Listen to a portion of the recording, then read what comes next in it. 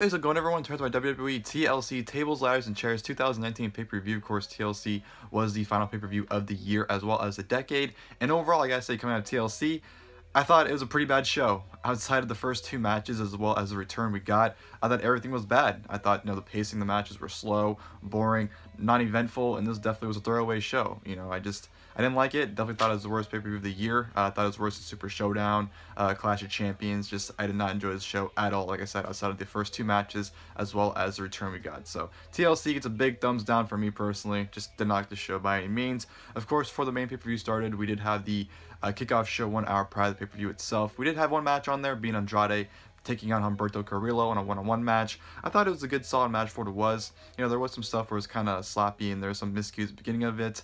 But it started picking up. Carrillo sold his knee, but then immediately was no selling it. So it was kind of make your mind up what you're doing there. So that kind of bothered me a little bit. But towards the end of it started picking up. You had some nice exchanges. I thought the finish was pretty good with Carrillo getting a reverse Rana, followed by a beautiful moonsault onto Andrade for the 1-2-3. So Humberto Carrillo picks up yet another win against Andrade. I know they kind of teased another split up between him and Zelina in this match as well.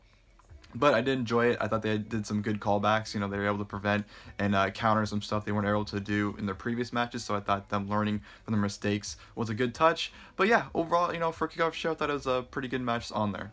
And then we go to the main show, which opened up with the ladder match for the SmackDown Tag Team Championship. The Revival taking on, or challenging the New Day for the SmackDown Tag Team titles. I thought this was a great match to open the show. It wasn't as great as I was hoping. It was a great match, but I thought it could have been better. I don't know, the Revival gimmick match is kind of weird because it kind of seemed like they don't, I'm not going to say they don't seem like they know what they're doing, but they kind of don't really feel comfortable. The Revival definitely didn't have that great of a showing. I thought in this match there were a lot of miscues at the timing were off on a lot of things. I felt with the Revival, they just kind of didn't seem comfortable in the environment they're in, which it's understandable, I guess. From a gimmick perspective, they shouldn't be comfortable in it, but they literally didn't seem comfortable in that match, which kind of was concerning at times. But besides that, I thought it was kind of sloppy. Then towards the middle end, the match started picking up and we got some pretty good stuff. Kofi did some good spots where he's able to avoid a few ladder spots. He actually recreated the Armageddon 2006 ladder spot where Joey Mercury got his face implanted. Did that to the Revival, so that was good. Revival worked on Kofi, hit a shatter machine off the ladder actually, and Kofi and pretty much beat him up. Big E was able to have a comeback, went absolutely crazy, and he hit a beautiful spear off the apron and Dash Wild on the outside, which looked very, very painful. Big E also did a big ending off the ladder on I believe it was Dash, to take him out of the match. So some craziness towards the end of it. Kind of result, Kofi ended up taking out not Dash Wilder, Scott Dawson, and ended up retaining the tag team titles for the New Day. So definitely was a great way to kick off the show. Like I said, could have been better, but for what we got, was definitely a great way to start the pay-per-view. From there, I go to which I thought was match of the night: Aleister Black taking on Buddy Murphy. These two went out there, they had time, and they had a banger of a match. I was really impressed, what they were able to do. Not really impressed, but more impressed for WWE for allowing them to go out there and have this kind of match, because usually, WWE wouldn't allow these type of guys to go out there and deliver, but they did. So I was impressed with WWE for allowing them to go out there and have time. They had 12, 13 minutes, which, a couple years ago they probably would have gotten 5 or 6 if they're lucky. So to see them get time and put it to use was great. It was very fast paced. They were definitely laying their stuff in. Buddy Murphy was selling his ass off greatly. Every strike Aleister Black did to Murphy sold it as if he was dead. It was great stuff. Aleister Black had his nose busted open, which I'm pretty sure he broke his nose. I think it was his bleeding all over the place, and they tried to take the focus off it by talking about his jaw being hurt, but King on commentary kept going back to his nose. So great job on your part doing your job.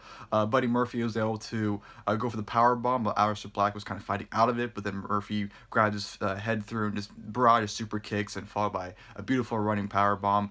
Great stuff, and just the end of it was just so good with them trading strikes back and forth, and Murphy hitting the running knee, as well as Black hitting a beautiful moonsault at the second rope onto Murphy, and he did it on the outside as well. He did the spot where he did it off the second rope onto the outside, which was just great stuff, and just this tremendous stuff from both men. Like I said, the strikes were just, everything was so smooth and crisp. I could watch those two go at it all day, but fantastic finish. Aleister Black ends up hitting Black Mass out of nowhere after this did a bunch of chain of reversals, and Black ended up getting the the hit with the black mass on Murphy for the 1-2-3. So yeah, that was a great finish to a fantastic match. Like I said, match of the night without a doubt in my opinion. And then the show from here on out is just going straight down. We had the Raw Tag Team Championship Open Challenge, of course, the Viking Raiders initiating it. And, of course, it was accepted by who I thought it would be, Anderson and Gallows of the OC. They come out and cut a promo, which is always good to see Anderson and Gallows get some promo time, allow them to show their personalities, and led to a tag team title match, which really was nothing. It was pretty much Viking Raiders getting the upper hand. Anderson Gallows got, was able to get a blind tag, I believe, to start, getting the upper hand. Viking Raiders hit the Viking Experience, but Gallows broke up the pin. The match went into the outside, brawled all over the place on the outside, then they all got counted out. So match ended in a double count out, pissed people off, no one liked that. And then they end up putting Karl Anderson through a KFC table because the match was brought to you by KFC. So I don't know, the match was whatever, and the post beatdown with the KFC stuff was whatever too. So nothing really worthy of talking about. Speaking of not being worthy of talking about, the tables, ladders, and chairs match between Roman Reigns and King Corbin. These two brawled right from the get-go into the ramp, went into the stands, like where the fans were at, and of course went back to the ring. Very slow action. It seemed like they'd do a move, and then like Roman or Corbin would sell for like 15 minutes, it felt like, and then they'd get up. They used some chairs, the kendo sticks, just not a whole lot went on. Roman got the momentum going. He tried to hit a huge spear, but ran into a super kick from Dolph Ziggler out of nowhere. Ziggler would help Corbin, and then, the Revival came out to help Reigns for a spear, but then Ziggler chucked a chair at Corbin, Reigns right in the face, and then security came out, and then it was just a huge, 21-on-1 assault on Roman Reigns, and then Corbin hit the end of days on a steel chair for the 1-2-3. So King Corbin defeats Roman Reigns. Very boring and slow TLC match. Not exciting and very predictable. You have to have 50 people help somebody beat Roman Reigns, and that's exactly what happened. And unfortunately, the feud's going to continue. So lucky us, right? But yeah, hated everything about it. Did not enjoy it at all. And like I said, we get the unfortunate pleasure of sitting through this feud even longer. So great job, WWE. And then, of course, we had Bray Wyatt taking on The Miz. I gotta say, Bray Wyatt coming out, he was excellent. The way he was selling his character, just being, the Mr. Rogers Bray Wyatt, fantastic stuff. He did it to a T. The match itself was garbage. Miz beat the shit out of him because Bray didn't want to fight him. Miz had a skull-crushing finale, but didn't go for the pin because he wanted to inflict more pain. They fought into the outside. Bray Wyatt hit his sister Abigail on the outside. Back in the ring, hit sister Abigail. 1, 2, 3. Bray Wyatt defeats The Miz. Not really much of a match.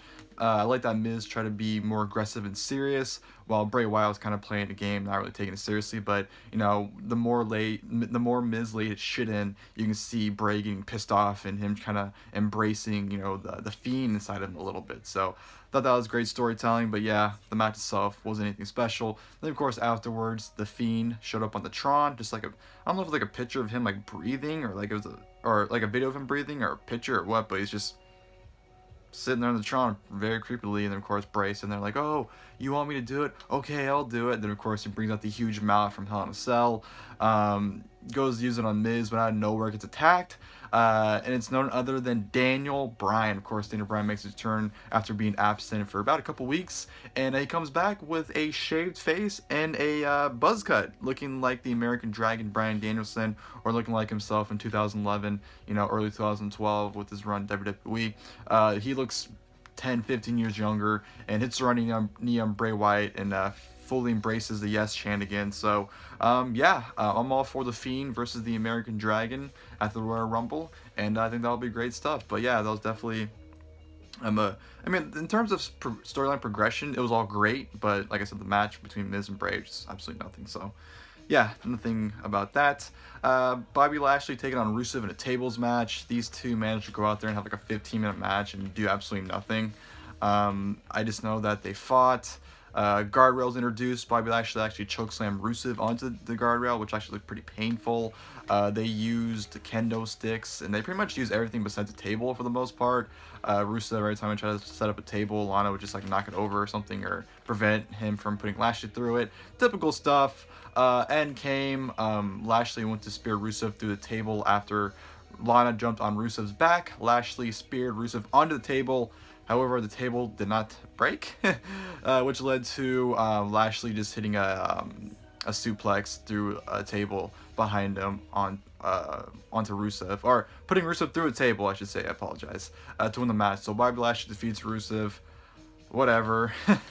It was everything about that was bad. I don't think anyone enjoyed any of it. So that was that. Then all of a sudden backstage, Street Profits are trying to hype up TLC for the main event, and then a huge backstage brawl erupts. You have Reigns and Corbin, understandable. Revival New Day, understandable. Ziggler, and I forgot who he was brawling with, but it was someone that kind of made sense. And then out of the blue, you had Chad Gable, or Shorty G, sorry, and Buddy Murphy brawling for absolutely no reason at all. So don't know why, but yeah, that happened. I guess as to continue the whole Roman Reigns King Corbin thing, so whatever. And then of course go to the main event, which was a tables, ladders, and chairs match for the WWE Women's Tag Team Championship. The Kabuki Warriors defending against Becky Lynch and Charlotte Flair. The match started off fine. It started off good. I liked it. Charlotte and Becky did a spot where they're just throwing Kyrie back and forth to each other, like, you want to handle her, you can have her. Oh, you want her, you can have her. I did that for a while before Asuka got back involved. Kabuki Warriors took control. Not taped. They kind of like tied down Charlotte to the chair. They tied Becky Lynch down to a ladder, and then Kabuki Warriors were just in complete control, just beating the shit out of both of them for like a good 5-10 minutes, which at any point one of them easily could have won up and won the titles or retained the titles, but they didn't do that. So Kabuki Warriors are beating them up for a good while. Charlotte gets the upper hand, spears Asuka, ends up untying Becky, so Becky's back in the match, and then Kyrie has a spot where she tries to put Charlotte and Becky through a table, but they totally missed the camera shot, so you didn't see what happened. But Kyrie obviously smacked her head or something. Kyrie's out in the loop because at that point forward she was a mess. She wasn't taking really any spots. Charlotte hit a pretty terrible spear on her because Kyrie didn't really want to take the impact of it because I guess she was out of it. The match just went downhill. It was sloppy as hell. Nothing was connecting. It was just straight terrible at that point, and yeah, it definitely wasn't an enjoyable match, and it was just, like I said, super sloppy, not good by any means. They did, just wasn't good. Didn't enjoy it. They took Charlotte out. Charlotte got powerbombed through a table by Asuka. Becky got taken out after Asuka, I think, like, whipped her off the ladder, and then, I don't know, Becky didn't land. It was supposed to be, like, an impactful thing, but it really didn't come off good. So it looked like it really didn't hurt her, but she sounded like she was very, very hurt.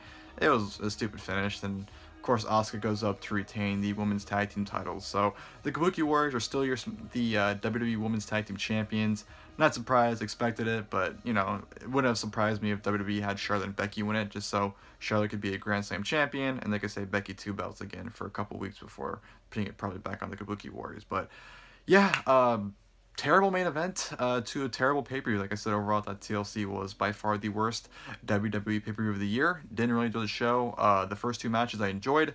Outside of that, I thought everything was bad and just on a downhill spiral after Buddy Murphy and Aleister Black. Main event was terrible. Then the card was terrible. So yeah, nothing really good to say about TLC 2019 besides the first 2 matches, as well as Daniel Bryan coming back as the American Dragon. But yeah, I hope you guys enjoyed the video, at least. If you guys did, please feel free to leave a like below. And of course, until next time, I'll see you guys then. Thank you guys for watching the video.